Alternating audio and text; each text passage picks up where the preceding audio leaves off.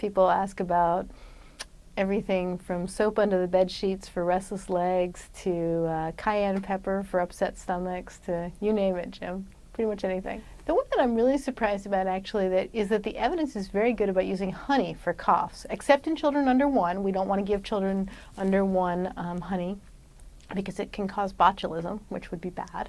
But for most people, honey works at least as well as over-the-counter cough suppressants and sometimes even prescription ones.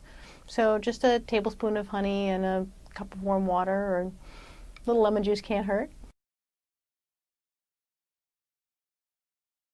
Big supporter of Neti Pot. Neti Pots are really helpful for colds, for chronic sinus problems, for preventing sinus infections, and for people who suffer from significant seasonal allergies. We like them a lot. Very safe, a little awkward to use, kind of, some people think they're a little icky, but they basically work really, really well, and as long as you use clean water for them, they're very safe, and we really do encourage them a lot.